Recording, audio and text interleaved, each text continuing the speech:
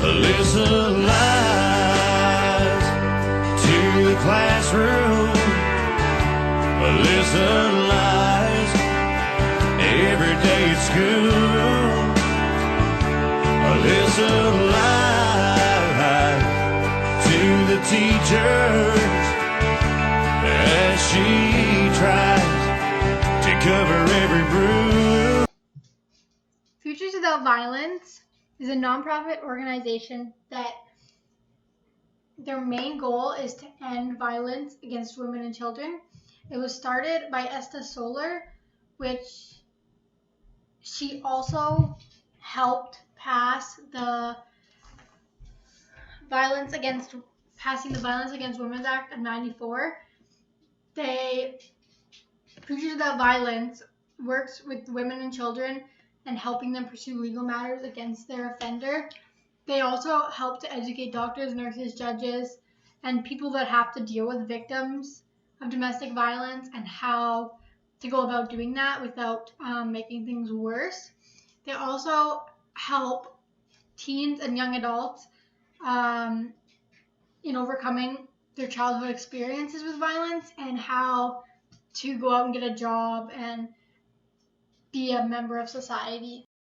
Well, it wasn't 2 weeks after she got married that Wanda started getting abused. And she cries that she needs him, and someday he'll change. But now's not a good time to go. In the picture that you see, it is a map of the entire United States, and it shows which states give training for judges that are dealing with domestic violence cases. As you can see, a lot of them are unclear, but there is a more substantial amount of states that do provide training for judges compared to those that do not. North Dakota is unclear, but I think in providing training for judges, it definitely helps getting the victim to testify if the judge understands what they're going through. The Changing Minds campaign is sort of a new addition to the Futures Without Violence project. It focuses on the impacts of childhood trauma in the future with children of abuse growing up to become adults. They partnered with this campaign. They partnered with the United States Department of Justice and the 2010 Defending Childhood Initiative, which was started by Attorney General Eric Holder. He is not in office anymore, but he definitely is still involved in this Changing Minds campaign. The campaign was kicked off at the White House, where the former Attorney General was in attendance. I have listed a few videos that I cannot show due to time, but I've listed a few videos that go hand in hand with the Changing Minds campaign about adult influence that children have had growing up that have helped them deal with their childhood experiences and trauma that they have dealt with as And the fighting just got worse every night. Behind their couch she'd be hiding. Oh, what a sad little lie. Next, I'm going to talk about statistics. The prevalence of domestic violence in the United States. On average, more than 3 women a day are murdered by their husbands or boyfriends in the United States. That is an extremely high number of women. And Futures Without Violence helps the victim, whether it be the woman or the child or whoever the victim is in the case, helps them to pursue legal action against their offender and without the fear of the offender coming after them for testifying. Minot has a domestic women and children shelter that helps the victims of domestic violence or child abuse to also help pursue legal action and gives them a place to stay while they are doing so. Women are much more likely to be victimized than men. That's not really surprising. Men are also victimized, just less reportings. About 3/4 of the persons who commit family violence are male. It's not mentioned in this statistic, but also alcohol and drugs are a big factor. Sometimes, more than likely, they're involved in the domestic abuse. Women ages 20 to 24 are at the greatest risk of experiencing non-fatal intimate partner violence. This hits home for me because it's college-age students, and Minot State University has a Title IX program that helps students to report sexual abuse. Sexual abuse can be a part of domestic violence. As stated, that most of the abuse is from a male, so sexual abuse somewhat comes into that. But they definitely work with students to help prevent future sexual assaults from happening. She walks to school with a lunch she packed. Nobody knows what she's holding back. Wearing the same dress she wore yesterday. She has the bruises with a linen and lace. Approximately 1 in 3 adolescent girls in the United States is a victim of physical, emotional, or verbal abuse from a dating partner, a figure that mirrors victimization rates for other types of violence affecting youth. So what that means is that young girls are being victimized by the men that they date. Most of this stems, not all, but most stems from a childhood experience of abuse in the home, or seeing their mother being abused and thinking that's the way that men treat you if they like you, which is not true. And I know when you're younger, people say, oh, if a boy hits you, it's because he likes you. That's not true, and that should stop being said, because it leads to domestic violence in that child's adulthood. Nothing I did was ever good enough to make him happy. So I guess he gave me what he thought I deserved. But it would kill me if he ever raised his hand to her. The screaming, then a silence that chilled my soul. Prayed that I was dreaming when I saw the ambulance in the road. There are many professions that can help or deal with victims on an everyday basis, and a lot of training should go into these professions on how to deal with domestic violence victims and children who have witnessed domestic violence or have been abused themselves. One of these professions is physicians. There's a term, IPV, which is intimate partner violence, and they go by a scale that rates what has happened to you or what's happening to you in your home. One is, does your partner physically hurt you? And it's a 1-to-5 ratio.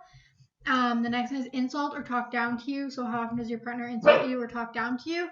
The next one is threaten you with harm. So that's where it's getting a little bit more severe. And then the next one is scream or cuss at you. So if a patient scores more than a 10, it's suggestive of intimate partner violence, but also judging on their history of visiting the doctors and stuff and what sort of things they came in with. Like if a child repeatedly comes in with a broken arm or bruises, that can be a sign of abuse, child abuse, and then social services needs to be notified immediately. However, when a domestic violence victim comes in, it can be hard to get them to admit these things because they don't want to get their partner in trouble, or they are scared to report them because they don't want their partner to be mad at them because they feel that their partner loves them. So that can be a little bit more difficult for physicians. They can also look at their histories and symptoms. Healthcare records can show a lot about what's happening with a person, like I mentioned before about child abuse and domestic violence. So that is a major way to look into if intimate partner violence is happening in their home. When you twist back my arm, 'cause man, I thought I knew it wouldn't do me no harm. Futures Without Violence does not just deal with domestic violence. They also deal with on-campus crimes such as Title IX, as I mentioned before. They work with students and faculty members to bring awareness to campus sexual violence. They also help with law enforcement, or have a connection with law enforcement to help bridge that gap of reporting and being afraid to report. They also have a program that deals with human trafficking, which is a huge, huge, huge problem in North Dakota. They help to heal the victims that have been through human trafficking. They also help to prevent it. They do campaigns around the country to help people realize signs of human trafficking, how they can help if they see somebody that they feel has been human trafficked. They also focus on men and young boys and how to help them end domestic violence against children. They offer courses, sort of, I guess it's like a program, but they offer like courses on how to treat women. If a young boy has grown up in a domestic violence household, they will mirror that image of how to treat women. And so Futures Without Violence helps to break that cycle and stops them from hurting other people like they've witnessed in their childhood. It's time to fight. She must have done something wrong tonight. The living room becomes a boxing ring. It's time to run when. There are special things that you can do through Futures Without Violence that can help them and the community around you to beat domestic violence. One is to be a change maker. This can happen by, there's a side program, I guess we call it, through Futures Without Violence, and it's called That's Not Cool, and you can be an ambassador for them to help go around to schools and do like different functions like that about domestic violence. 2 is to be a coach. Like I mentioned before, they have a program that helps coach boys on how to treat women.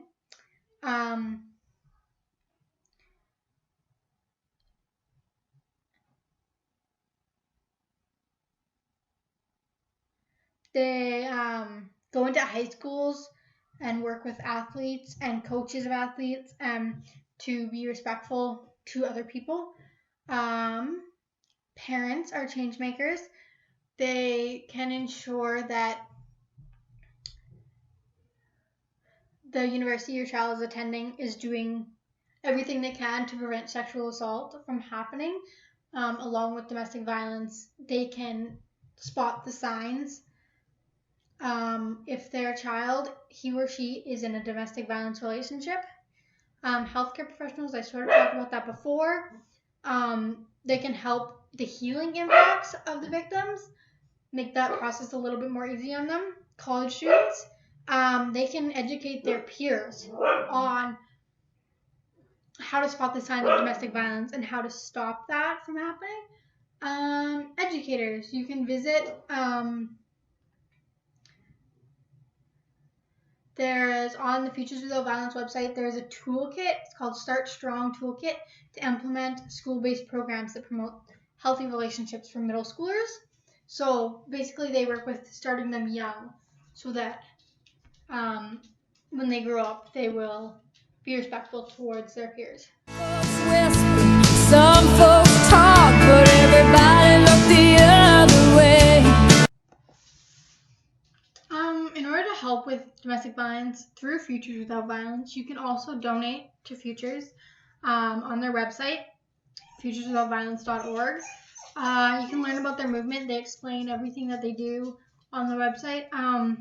Their resources, they have a great resource page for whatever problem you need, whether you have questions about domestic violence, whether you think you're in a relationship that is volatile. If you need somebody to contact on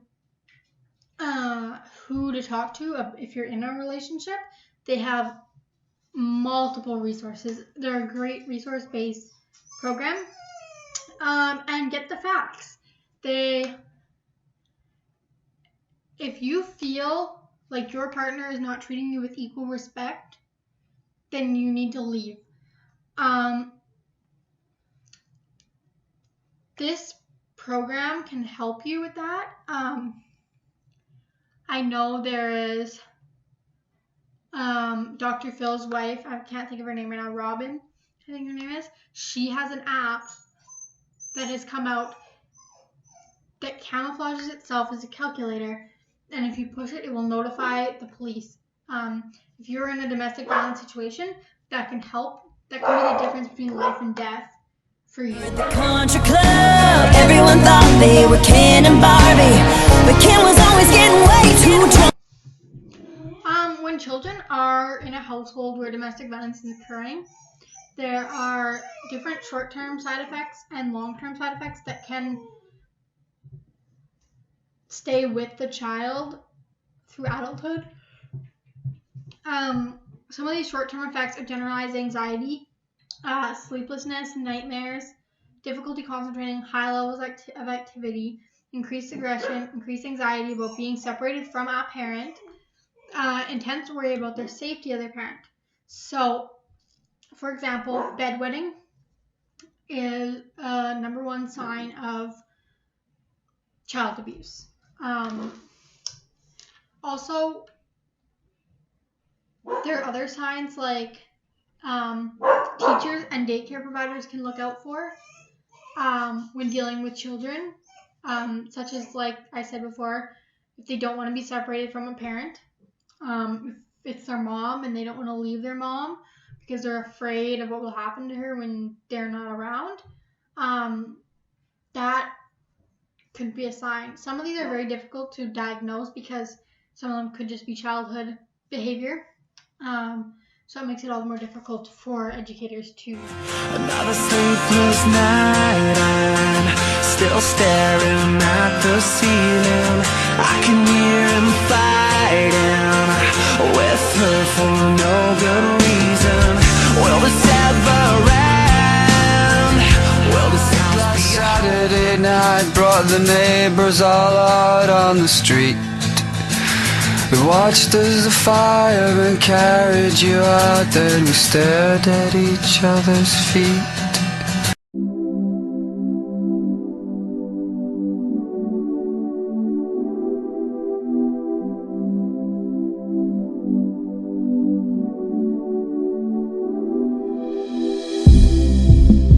This is for the girl who doesn't know what to say and doesn't know what to do. She wants to tell someone, but she feels so ashamed. You're gonna make it through. There's gonna be a change, like sunshine through the rain. So don't be afraid. It's time to heal your pain. Oh, 'cause you're a fighter. You're a survivor. So no more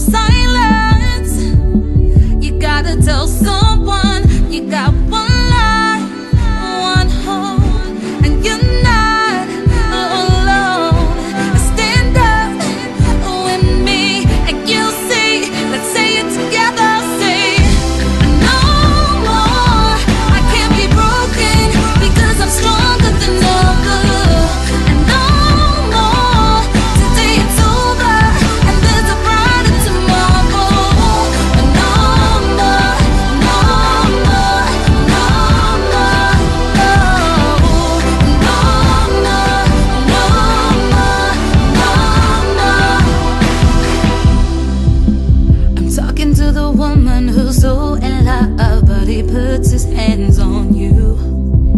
Don't wanna tell your friends, cause you wanna pretend like everything is cool. I know it's hard, look at your battle scars, but if he don't change, things will never change. No, you gotta be wiser if you wanna be a survivor. All this you already know, girl, pack your things and go. You got one life, one home, and you're not alone. Stand up with me and you'll see. Let's say it together, see. No more, I can't be broken because I'm stronger than ever. No more, today it's over and there's a brighter tomorrow. No more, no more, no more, no. No more, no more, no more. I decided to write an anthem for all women and victims all around the world against domestic violence and abuse.